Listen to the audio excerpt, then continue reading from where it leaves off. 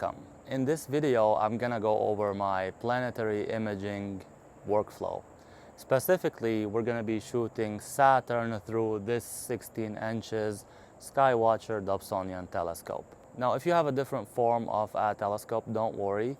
Most of the principles I'm going to discuss here apply to most GoTo setups. So follow along, and this video is going to step up your game in planetary imaging. The video is divided into 4 sections. The first section is we're going to go over the gear.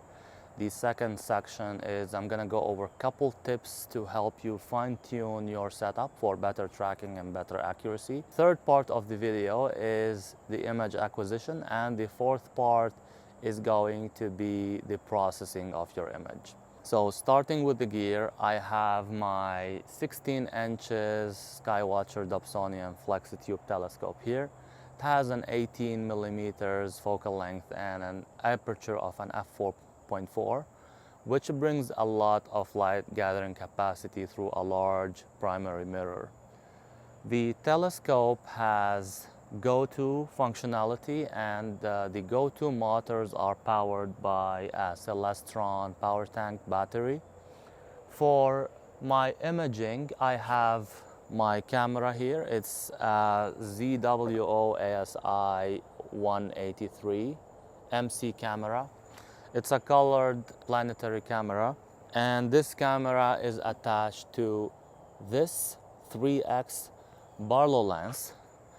This Barlow lens triples the magnification of my telescope.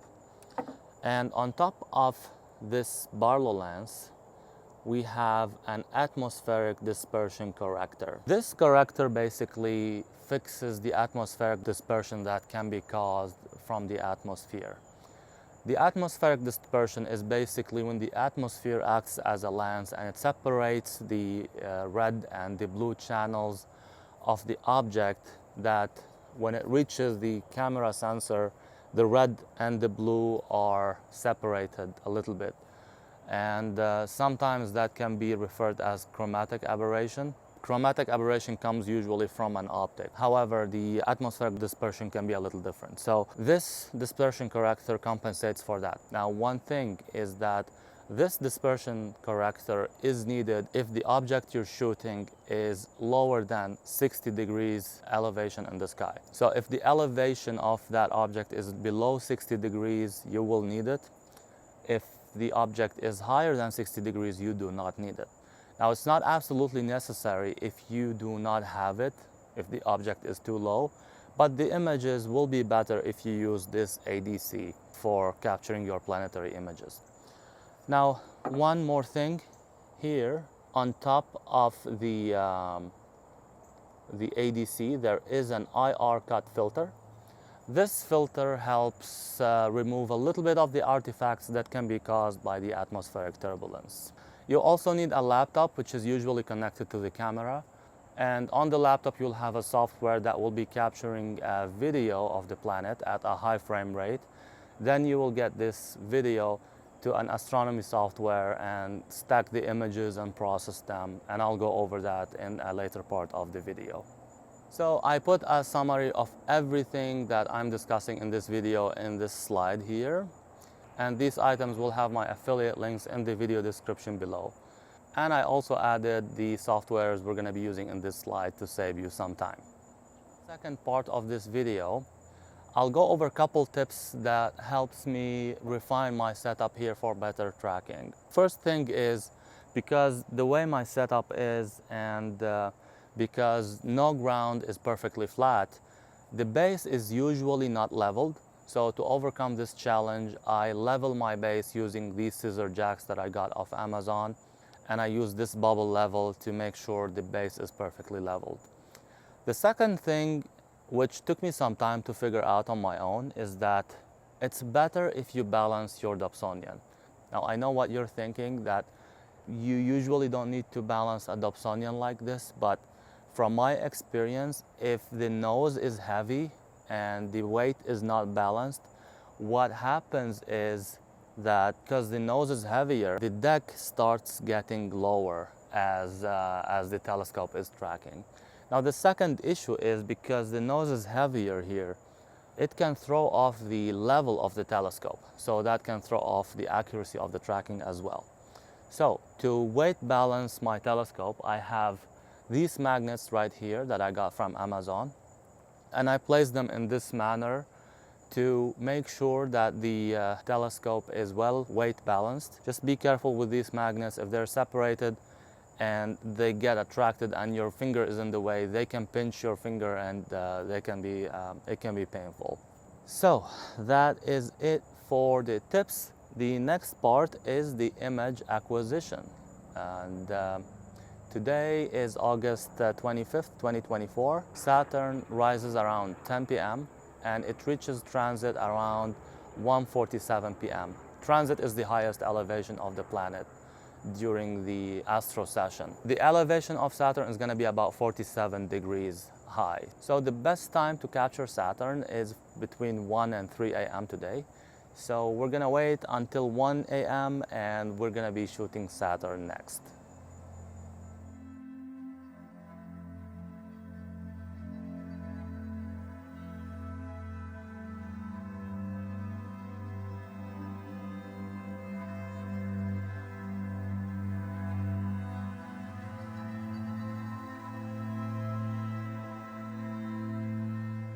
Welcome back. It is 1:30 a.m. right now and Saturn is near its highest elevation in the sky. Now, sorry, I have to keep the lights off because I am shooting the Triangulum Galaxy from my 5-inch refractor on the other side over there. And it feels like you don't want to wake up a baby or something anyway. So I'm gonna go over how I shoot Saturn. Now, the telescope is already pointed at Saturn and it's already tracking. So I already did my star alignment. And it's a pretty straightforward procedure. It's just a little bit hard for me to show how to do the star alignment because of how big the telescope is. I have to get up on the ladder and I have to hold the laptop and it just kind of gets really cumbersome. So I'm already pointed and tracking Saturn right now. And I have Firecapture open. The camera is connected to the computer here. Now I removed the atmospheric dispersion corrector because I felt that at that elevation the atmospheric dispersion started to cause some shadowing on the image. So I took it off and we don't have it currently. I'll go over it in future videos. And I am also connected to the telescope by via the laptop via Wi-Fi. So I have SynScan Pro interface open and I can control everything of the telescope except the focus from the laptop. All right, so I have Firecapture open here in front of me. Now this is the interface of my SynScan Pro. So you can see here through the keyboard I can control the tracking or the pointing of the telescope. And I'm gonna minimize this for now. I have Saturn right here. This is the Firecapture interface and I always turn on the reticle here, this one right here, because this region here on my Dobsonian is the most focused, is like the clearest. So I want to keep my object within this circle here. And this is my exposure. It's 10 milliseconds with this gain. Now, I just want to make sure that my histogram here is filled to 75%. As you can see here, I might be a little bit overexposed. So you can see I am already at the maximum region of my sensor. So I'm gonna go ahead and crop my view like this to about 800 by 800 and I'm gonna click OK. And you will go to this setting right here and you're gonna enable auto center the object in the frame. So this is how I am. You can see I need to adjust my focusing a little bit more. Okay, so I'm gonna go to my SynScan interface and I'm going to center Saturn a little bit better in the sensor. And I'm going to adjust my focus. Now, of course, if you have an autofocuser, it will make it easier for you. So that looks a pretty good focus for me. So now that the planet is centered and focused, you can go ahead. I usually go to auto run and I do about 20 exposures at 50 seconds. You can go up to 90 seconds, but I prefer 50 seconds because it starts rotating this planet. And I click auto run, and that will capture videos of Saturn for me that I will be able to process later. So I'm gonna go ahead and get 20 videos here, and in the next part of the video I'm gonna go over how I process those videos to make the final image. Alright, now that we have our recordings here, I'm gonna sort them by type.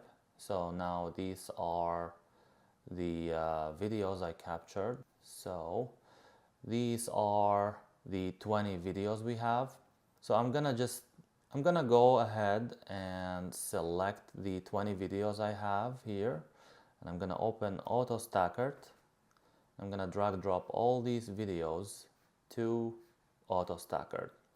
I'm gonna zoom in a little bit here. You can see this is Saturn right there.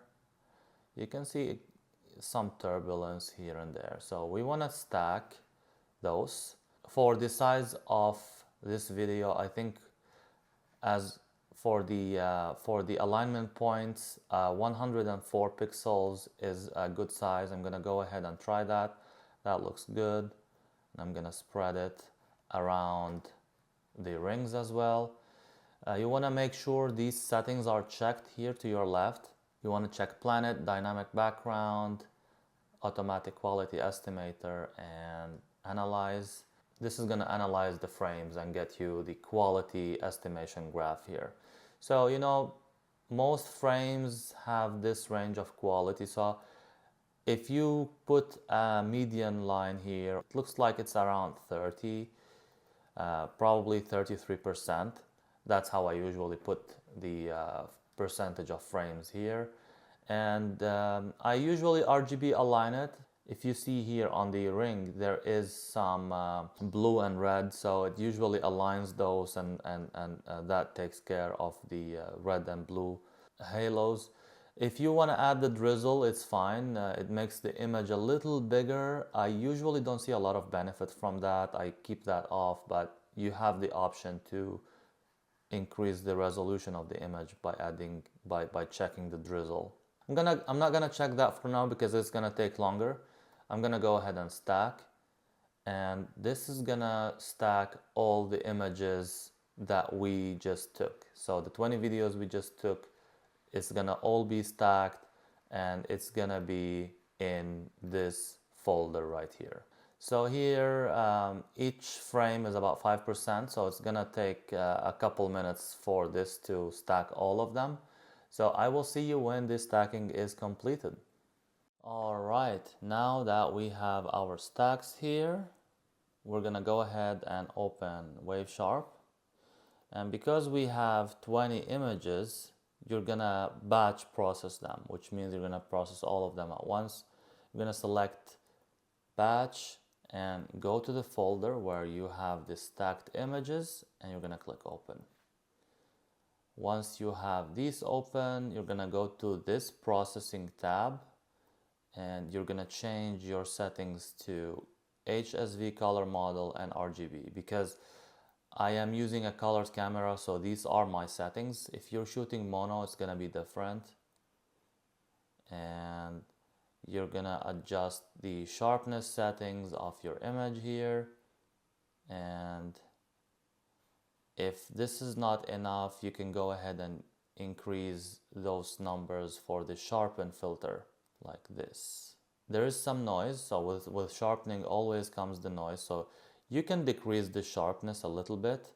That will remove some noise. So to me that looks pretty good. Maybe just a little bit more here. For a single stack, this looks pretty good to me. One more thing you can do is click on this histogram here, and you can see your curves like this. If you're underexposed, for example, you can change this curve like that, for example, like this. I don't need to change it, but sometimes you have to. And this is the luminance, so basically this can stretch your histogram and change the exposure. And this is the saturation here. So I'm gonna increase the saturation a little bit because the eye loves color. And it kind of made it a little bit more blue. So I'm gonna go ahead and decrease the blue slightly and decrease the green slightly and increase the red a little bit. Now there is no right or wrong here. It really is up to your liking. To me that looks pretty good, pretty natural, so I'm okay with this like that. And once you're happy with your settings, if you like these settings here that you have, you can save them as presets. So on the histogram you can save this as a preset, and for your sharpening you can save this as a preset. You can name it whatever you want to name it, and then you can click save, reload it later so you don't have to change the settings every time. Then you're going to go to batch and you will do save batch. You're going to click yes. It's going to create a folder named processed here for you, and you're going to click yes, and it goes ahead and applies all the sharpening settings to the 20 images that we have here. Alright, now that the sharpening is complete on all the frames, we can close Wavesharp, and these are our stacked frames. We can go over like this. You can see the rotation of the planet, and you can also see for a single stack it's not bad at all. If I, for example, right click here and I use a denoise program like Topaz Denoise, you actually can get a pretty decent result with a good denoising program. So this is a denoised image here of Saturn. You can see it's pretty good. You can, if you change the settings, it gets rid of the noise and it gets you a very decent image. Okay, but I would rather get genuine details of Saturn, and you see the Cassini's division here is not too clear anymore, so you can do that. I'm gonna go ahead and show you the better way on how to get rid of the noise and do your second stage of stacking. So this is done with WinJUPOS. WinJUPOS here is another program that can derotate your images, and it's like stacking your stacks together and derotating them. This is the interface. It looks pretty empty. The first thing you want to do is click your celestial body and make sure you select Saturn. Then you're gonna go to recording, image measurements, and you're gonna go to your folder, processed, and this is gonna be your folder. You're gonna click open. Now here it did not open the epimirrors, so what you want to do is open the image again and double click it again, and here if it doesn't open the epimirror, just reopen the image one more time. Alright, now we have this. It looks a little bit confusing, but don't worry. So what you're gonna do here is you're gonna center your planet in this frame that WinJUPOS is presenting to you, okay? So here you can see the north is already upside down for me, so I'm gonna click Control and the arrow keys on my keyboard, and I'm gonna center this frame. The page up, page down increases the size or decreases it like this, and the N keys with the control can make the key faster like this. So the N will rotate, NP will rotate the planet, will rotate the frame like that. And I usually frame the planet a little bit bigger than what's supposed to be. So if it's, you don't want to go like this, you want to go a little bit like that. So that looks pretty good to me. You can see it is a frame. What you're going to do next is you're going to save this on a measurement file like this, and you're going to click save. You're going to have to do this for the next 20 images, but what you only need to do is basically see the open image and save is F7, F2. So basically you just have to do F7, click the next image, and press the N or P, so you're going to be on the adjustment tab, press the N or P like that, press F2, save, then same way, here like this, F7, change the rotation, because only the rotation is changing for what we did, press F2, F7, rotate, F2, F7, rotate, F2, and press enter. And I'm gonna do this for the rest of my frames. All right, now all the images are measured and we have everything framed correctly. The next thing you want to do is go to Tools, Derotation of Image.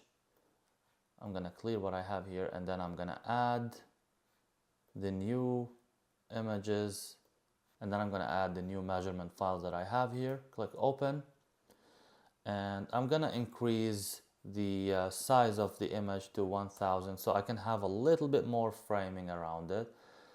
North on top. In the options here, I have these measurements. Now, if you select the correction of planetary moons, it can mess up the image, but sometimes you want to check it. So just make sure you have the correct options that apply for your situation here. Click OK and click Compile Image. And this is our final image right here. You can see the noise is gone. There are better details. I'm gonna save this, and I'm gonna name it Derotated Saturn. And you can see there are some artifacts here. I'm gonna go and I'm gonna finalize this in Photoshop. So you're gonna go here to Photoshop, and basically I am going to just improve my background a little bit here.